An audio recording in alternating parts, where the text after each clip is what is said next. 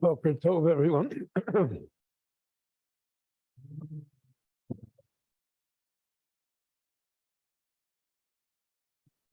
This week's Parsha here in Israel, Balak, raises a great fundamental question, which, especially in the Middle Ages, brought about the raging controversy between the Meforshim. In our time, it's a little on the back burner because we're not as sophisticated as previous generations.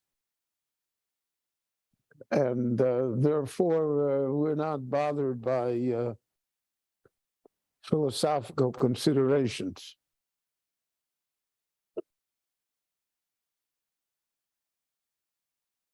And the question is the story of Bilam with the donkey, the talking donkey. Did that ever happen?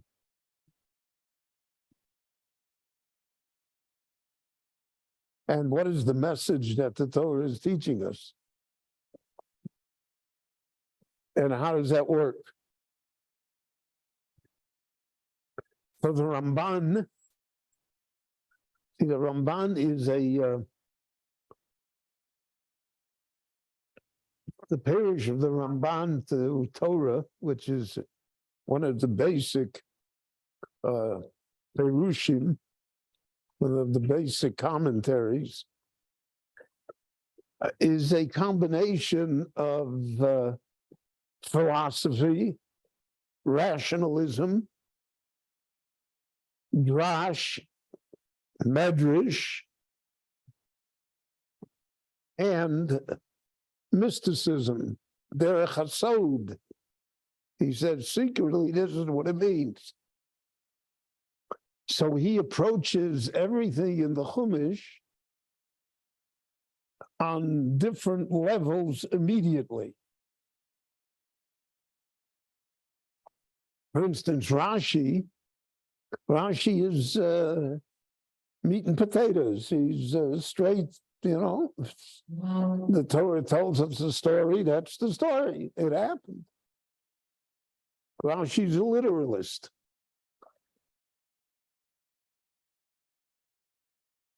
But in the ages of medieval philosophy, from let's say the 11th century till the 16th century, there was a great streak of rationalism that existed.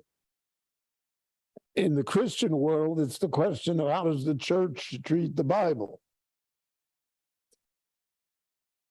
And the church, in order to buttress itself, therefore created all sorts of beliefs even outside the Bible, such as the virgin birth, etc.,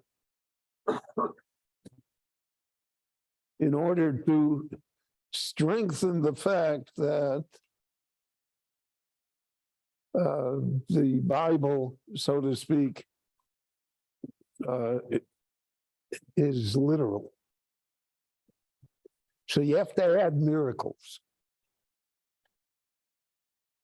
Because if you think about it, as I'm sure you do, every miracle requires another miracle.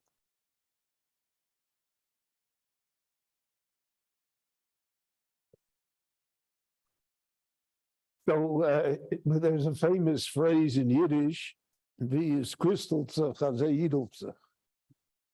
The way it is by the Goyim, that's the way it is by us too. And if you have a review of all of the Meforshim of the Torah, you will see that from age to age, the Meforshim reflect the current ethos of the generations that they are living in. So, for instance, the Meforshim in our time, we take the Meshech Chochmah, They take the Hamikdavar. They already are on a completely different level and plane than, for instance, the Ibn Ezra or the Abarbanel, because they're already dealing with 18th, 19th, and 20th century civilization, which is far different than the civilization that existed in the early Middle Ages. So, Ibn Ezra and the Ramban also, and other Meforshim all say we have a problem with the talking donkey. The Ramban raises the question, how do we even know about it? Bilam didn't tell anybody.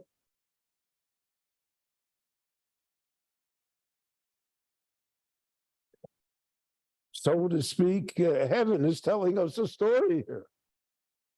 There's nobody knew about it. The Jewish people didn't know the story of the talking donkey until it's written in the Chumash.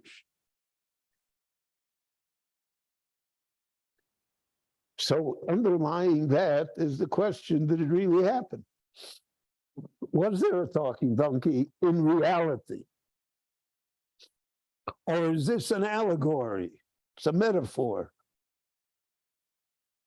It's meant to teach us something, but it's not meant to be taken literally. Now, when we say this regarding matters in the Torah, we are walking on a minefield.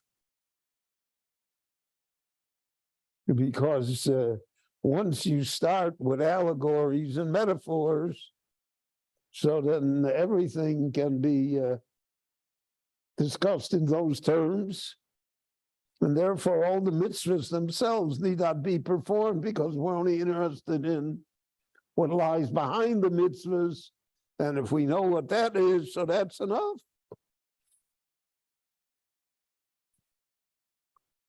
So there's a constant struggle, what shall I say, the yin and the yang between the realists and between the allegorists. And in our time, it's the realists that have prevailed. There's almost no one that will say publicly that anything that appears in Torah is an allegory. So we accept it on face value, even though by so doing, many, many problems are raised. So let me give you a few examples.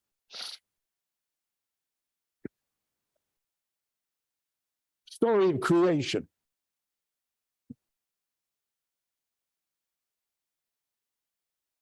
Does the Torah really tell us how everything was created?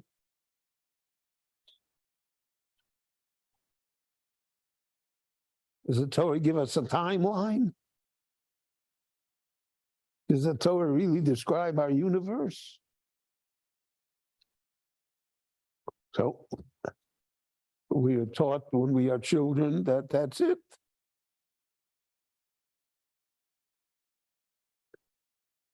And the count of years that we have, 5783, we're taught that that's a literal count.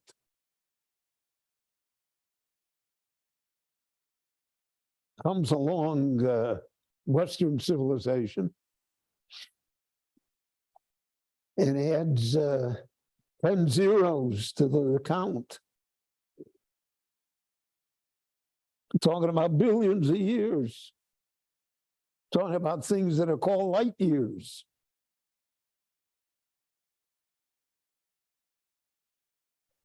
Does the Torah talk about it? How do we understand that?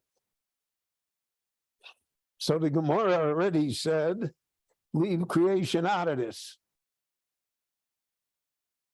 You shouldn't darshan Maaseh Bereshis. We believe in a created world, We believe a world began. We live in a world that time is a creation and not an absolute. How it happened, the Torah is not interested in telling us. The Torah tells us that there were Taninim Gedolim, great reptiles, so maybe there were. We don't see them today. So how do we, how do we deal with that? Or do we deal with it literally?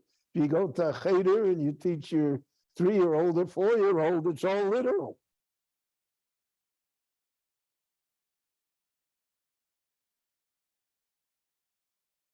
The Gemara itself plays with this because Judaism is a very sophisticated religion, so to speak. It's not made for fools.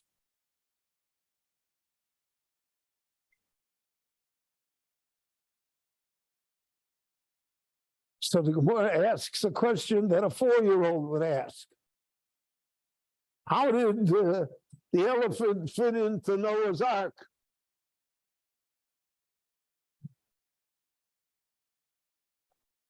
You ever been to Africa and seen the elephants? You got one elephant that pretty much fills up the ark. So where do you put the giraffe?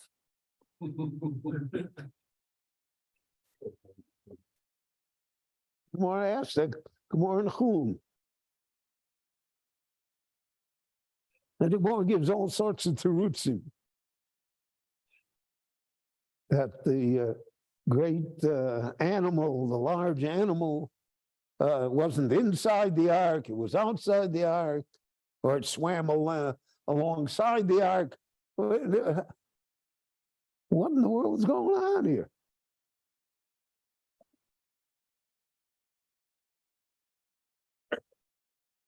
And it's all left without clear definition. And then there are legends about it, about the lion striking Noah. But however we can figure it out, if you measure the dimensions of the ark, you cannot fit in all the animals of Kruger into it the way we would realistically understand it today. So what is the story? It depends which Mefarish you want. Rashi takes it literally. Rashi is simple. Rashi, in his great faith and simplicity, is unmatched. So Rashi doesn't have these problems.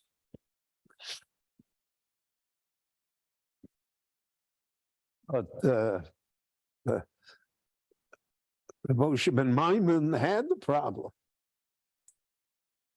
And Moshe ben Nachman had the problem. And Don Yitzchak Abarbanel had the problem. And Rav Avram ibn Ezra had the problem. And they struggle with it. And especially with this week's Parsha of the talking donkey. So there are those that say, remarkable, those that say the whole thing was a dream. This is, Bilam had too many pickles for supper. And this is a dream that he had. In the dream, he has a donkey that talks to him. And he smites the donkey. And he dreams that heaven first refuses his request, and that heaven then accedes to his request, and then he goes on his job. So the whole thing is Except, what do we do with the Mishnah in Avos? The Mishnah in Avos says that there were things that were created, and again, how do we understand it is a problem, but Erev Shabbos ben Hashmoshes. These are the last things that were created in the universe. It's almost Shabbos, right? The shoulders on the hot plate, and the Rebbeinu Shalom creates, so Pia Be'er, the well, that's the magical well that sustained the Jewish people in the desert of Sinai.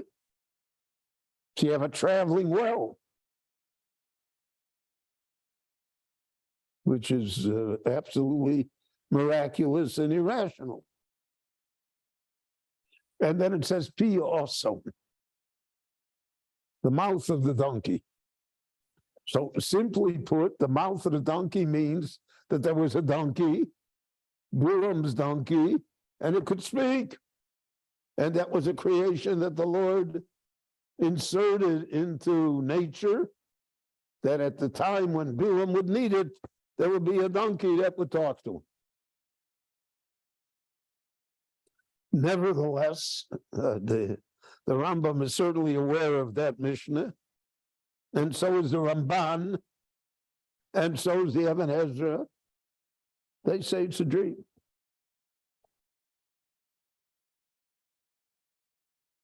How do we interpret be awesome? Okay, that's a different problem.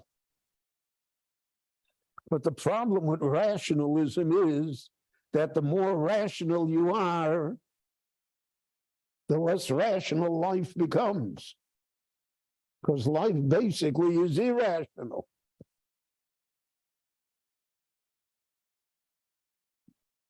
Most stupid, crazy things happen. And they happen to the smartest, the most sophisticated people.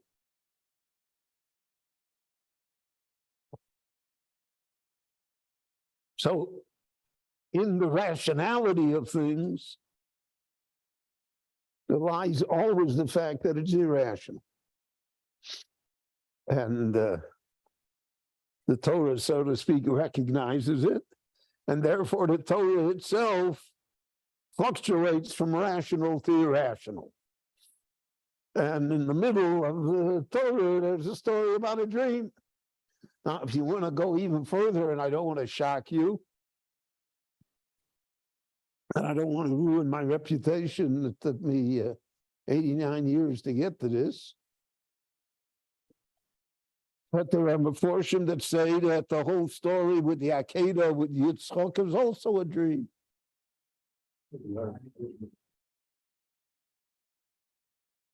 That it's impossible that the Lord would tell Avraham Avinu to sacrifice his son, a human being, that's against everything that God stands for, so to speak. So the Torah is telling us a mirage, a dream that Avraham Avinu had.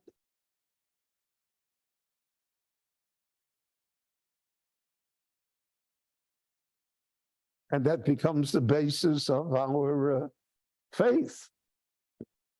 And Akedas Yitzchak Lazaro Ayom Barachamim Tizkor.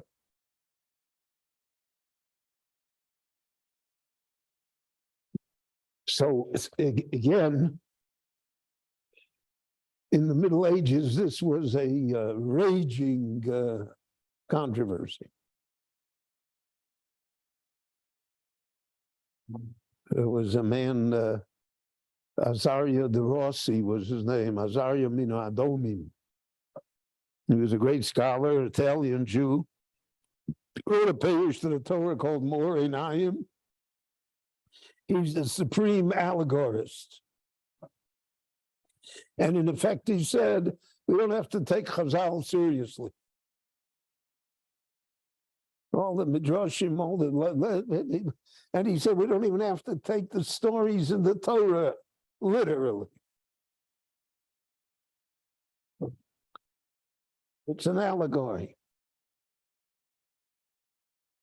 And he bases it on the fact that the Gemara itself says on things, lo hayav lo nivra.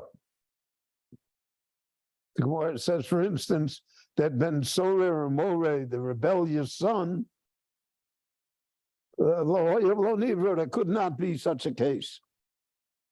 There's another opinion of Gemara that disagrees. So there it is right away. Was there a Ben Sorer or More? Was there not? Can it be or can't it be? And if you say that it never happened, then why did they do it? So it's Seyur Lamad. Go out and learn the allegory from it. Learn the lesson, how to raise a child. But the case never happened. And the other opinion in the Talmud is, no, it happened. What are you talking about? I saw his grave. I saw what happened to him. So what are they arguing about? Facts? So this is one of the great philosophic dilemmas that face people if they want to have a deep understanding of Torah. So therefore, for instance, the Zohar and Kabbalah gained great traction and great influence within the Jewish world because it takes the rational and makes it irrational. And now there are no problems. Well, it's not what it says. There are forces in the world. There are spirits in the world. There are influences in the world that we are unaware of. The Torah is aware of it.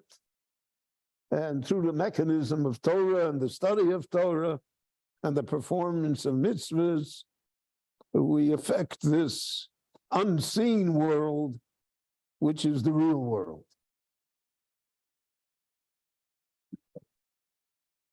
Now, in the Middle Ages, again, there were those that said the Zohar is a forgery. It was made up by the man, Moshe de Leon, the mayor of Jerusalem.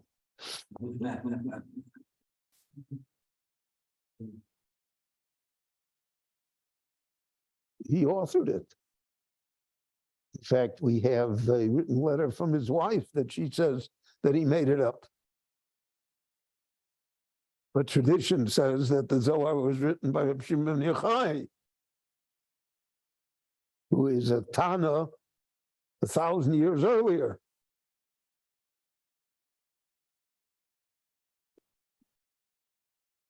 So, for instance, in our world, in the Hasidic world, for instance, so then the Zohar and and Kabbalah are mainstream. When you look at the Perushim of the great Hasidic masters, the Sfas Emes, the Tzorek HaKohen Milublin, the Simcha Bunim, it's all based on Kabbalah. That's how they interpret the Torah.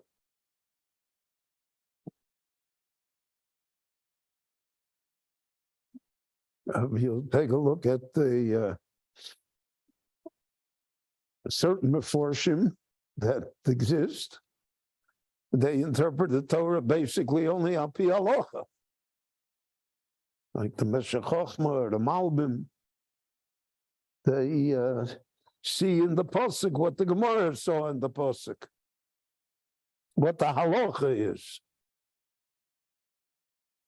And they avoid the problem of having to deal with the narrative and whether it's allegorical or realistic.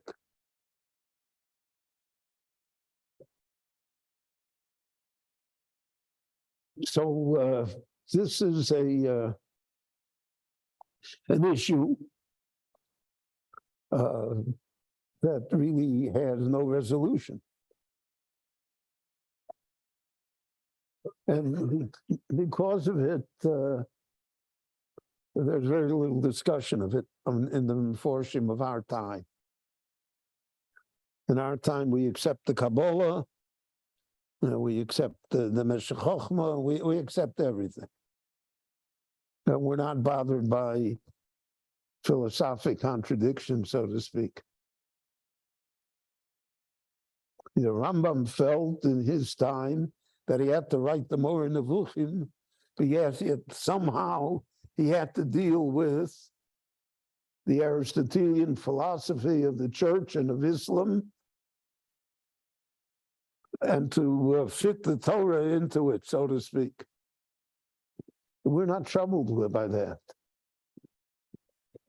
We're not in a contest with the church anymore. That battle is long over. Our problem with Islam or with Christianity is not that Jews would believe in it, God forbid. The problem is that in many respects, they are our physical enemies. But it's not an intellectual debate any longer. Whereas in previous generations, it was the major intellectual and educational debate. And therefore you have Perushim to the Torah that were written as part of this debate. And then when you read them today, it's difficult for you to understand what the author really wanted here because it's not bothering you. It says in the Torah, Na'aseh Odom b'Tzalmeinu, by creation. Let us make someone in our form. Who's the us? We just said Hashem Elokeinu Hashem Echad. What's Na'aseh here? How do we deal with it? So Rashi says, these are all illustrations, that even the greatest of judges, who has all powers in one's hand and is omnipotent and omniscient, there's a courtesy. The courtesy is that if there are other forces about, you consult with them.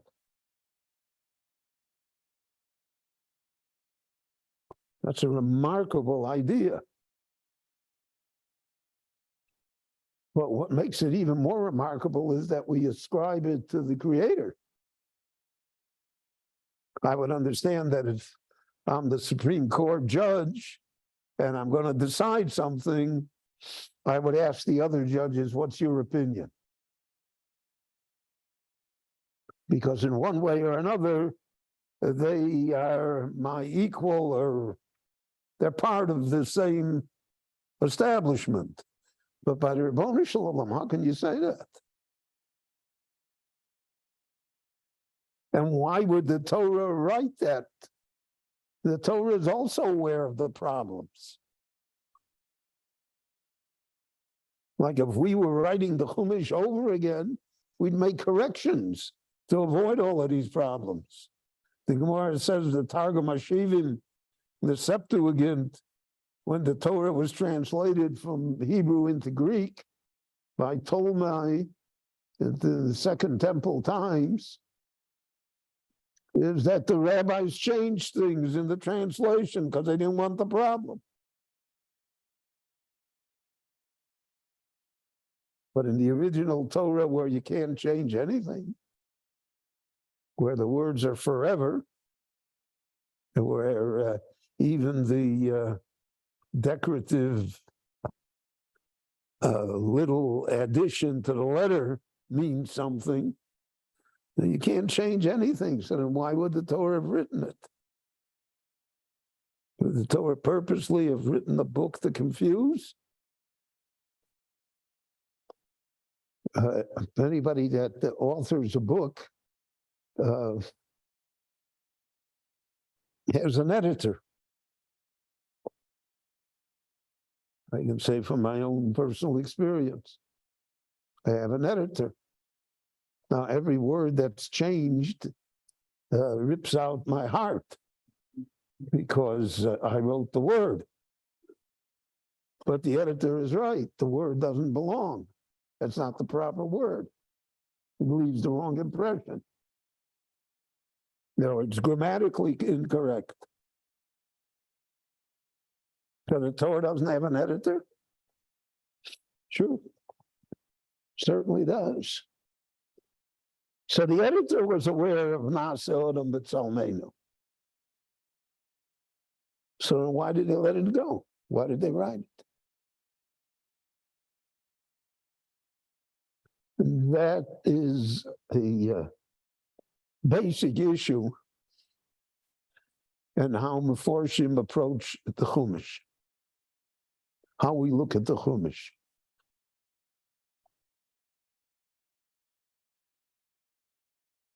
Jews have very strong opinions on the matter.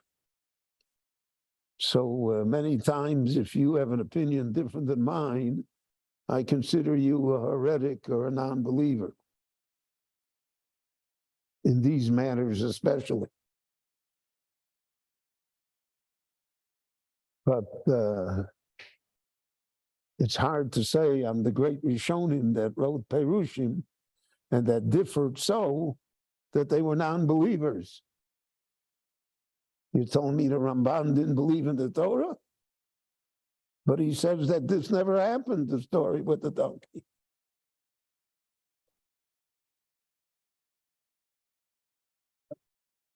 So there's a level of sophistication that is necessary to study Torah. And the Torah, therefore, as much as we understand it, is always beyond us. That's what the Gemara means when it says it's Rechova Midayam. It's wider than the oceans. It's deeper than the depths. You never get to the end of it. So in a certain sense, that's frustrating. But in another sense, it's comforting. Because I realize there's something I don't understand, which should make me more humble. And the basic human trait that the Torah wants from us is humility, a lack of arrogance. Because I'll say people are arrogant, they don't get it. They don't see God because they're too arrogant.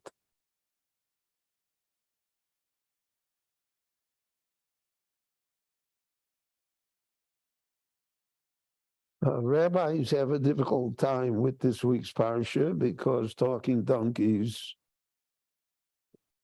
do exist.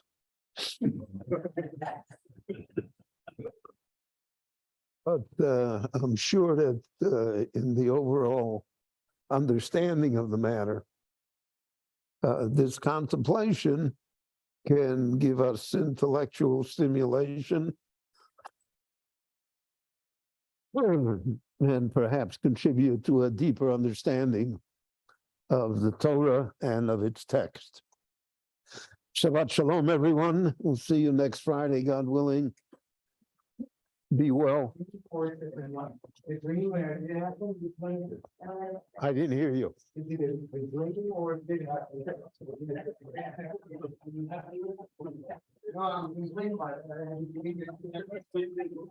you so much. Okay.